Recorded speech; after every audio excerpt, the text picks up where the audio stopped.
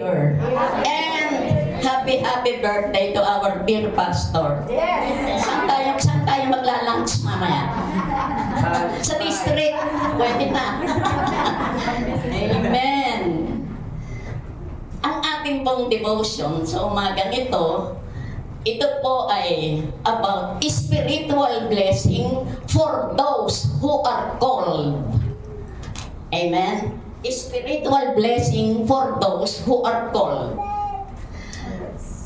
Basahin po muna natin, tingnan po natin kung ano sinasabi ng Romans 8 verse 28. Romans 8 verse 28 to 29. Basahin po natin. Alam natin sa lahat ng bagay ay gumagawa ang Diyos para sa mabuti, kasama ang mga nagmamahal sa Kanya, silang mga tinawag ayon sa Kanyang layunin.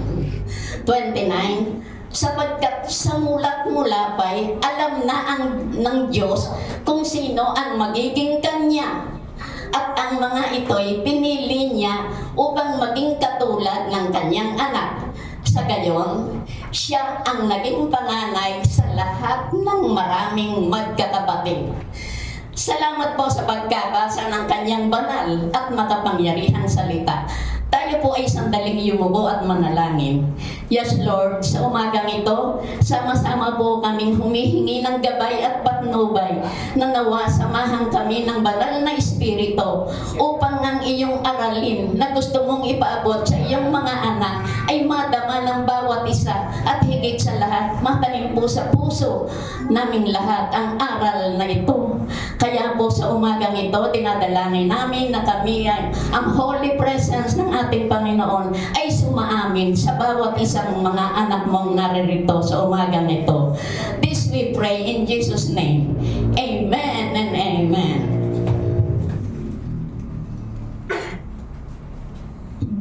Ang titulo po natin, Spiritual Blessing for Those Who Are Called. Ito po sa ating binasa, what is the purpose of our calling? Sino po ba ang sinasabing tinawag na ng Panginoon? Sino po yung sinasabing o nag-claim na siya ay tinawag na ng ating Panginoon? Basahin po natin muli yung 28. Alam natin sa lahat ng bagay, ay gumagawa ang Diyos para sa mabuti, kasama ang mga nagmamahal sa Kanya, silang mga tinawag ayon sa Kanyang layunin. Tayo po ay mag-concentrate doon sa salitang sa lahat ng bagay. Ano po ang pagkakaintindi natin na gustong ipahiwatig ng Panginoon na sa lahat ng bagay? Ibig pong sabihin, lahat ng bagay. Hindi lang po mga bagay na magaganda. Hindi lang po mga bagay na aaayon lamang sa ating kalooban. Hindi po mga bagay na pabor sa atin. At hindi po mga bagay na mga nagpapaligaya sa ating damdamin. Yung pong mga bagay na yan ay hindi lang po puro pabor, puro kabutihan. Meron din po riyang pagpapalo. Meron po riyang pag-review. Diyan po ay tayo ay minomolde. Hinuhulma tayo, hinuhubog tayo ng Panginoon. Meron pong mga trials. Pinapahintulutan niyang mangyari ito. Bakit po? Dahil gusto ng Diyos na tayo ay tumatag.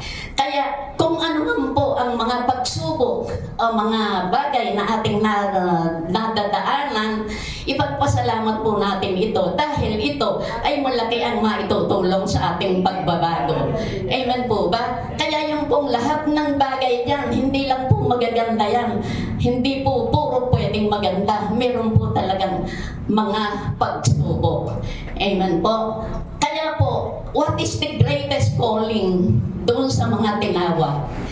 Meron pong layunin ng ating Panginoon. Ano po yun? Gusto ng ating Panginoon na tayo ay maging Christ-like. Amen po?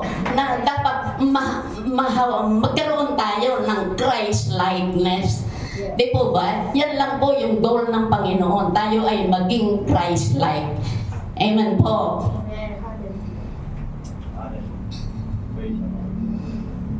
Tingnan po natin ang Philippians 3, verse 20 to 21.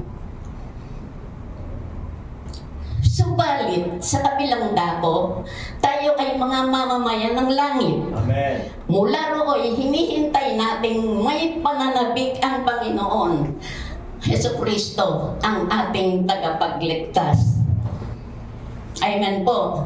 Dito po, maliwanag na sinasabi na tayo ay hindi na taga rito. Tayo po ay manlalakbay lamang. Ang ating citizenship ay, ang ating pong destinasyon ay ang kalangitan o ang templo ng Panginoon. Kaya po,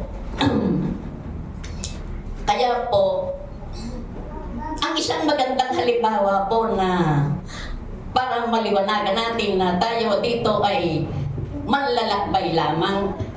Sa literal na halimbawa po, tayong mga Pilipino na nandito sa Pilipinas, hindi po tayo pwedeng pumunta ng Amerika na dala-dala natin yung mga habit dito o yung mga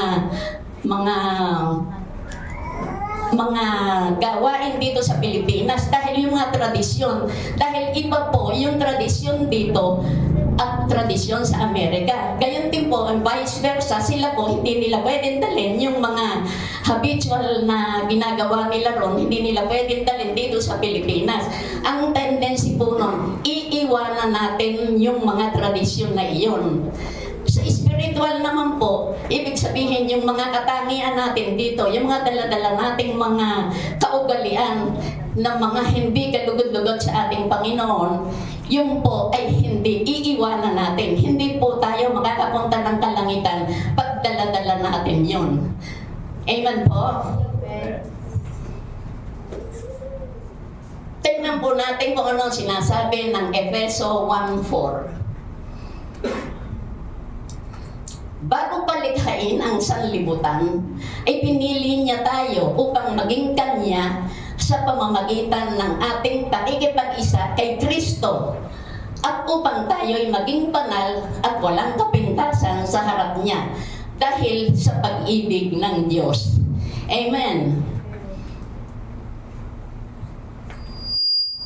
Ano po ba yung nag-iisang katangian ng ating Panginoon? Ano po yung maliwanag na dapat taglayin ng bawat isa, na bawat isang mga anak? Ano po yung katangian na yon? Number 1 po, isa lang po ito, banal at walang kapintasan. Yan po yung the very character of our Jesus Christ na dapat nating taglayin upang tayo ay maging kalugod-lugod sa kanyang harapan. Amen po? Tignan natin ang 2 Corinthians 3:18.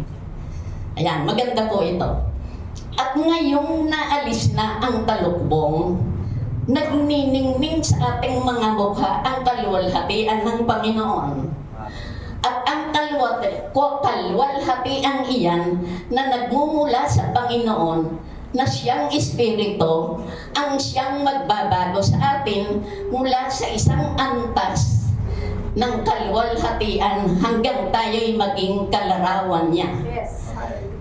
Ibig pong sabihin sa ating binasa, meron pong salita riyan na binabanggit na talukbong. Ano po ang pagkakaunawa natin sa salitang talukbong? Literally po, ang talukbong, parang dito sa atin, nagtatalukbong tayo para wag tayong halimbawa, mabasa o anuman, nagtatakip tayo, nagtatalukbong tayo.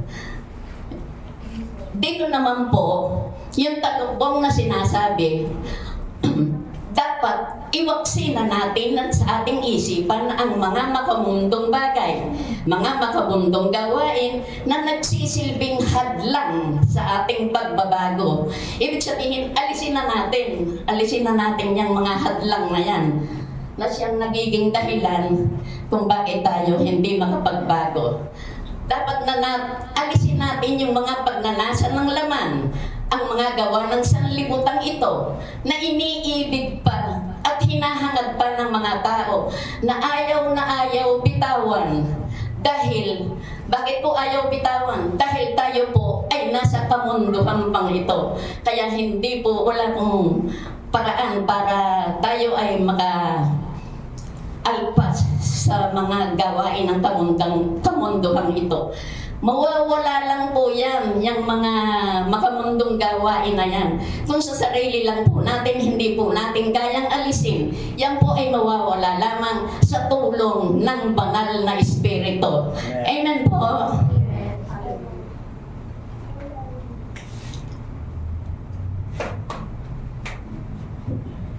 Lastly, Sister Dan, Mateo 20:16. Hindi ko napaprint.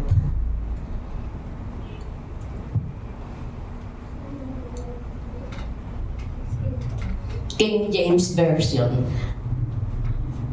Hindi ko po napaprint kay Sister Camille, pero napakaganda po nitong verse na ito. Ito po ay lagi nating i-meditate. Napakahalaga po ng sinasabi. 2 sentence lang po, pero napakaganda ng ibig sabihin. Basahin natin, Mateo 20:16. So, the last shall be first, and the first shall be last. For many shall be called, but few are chosen. Amen. Siguro naman po naunawaan natin yon.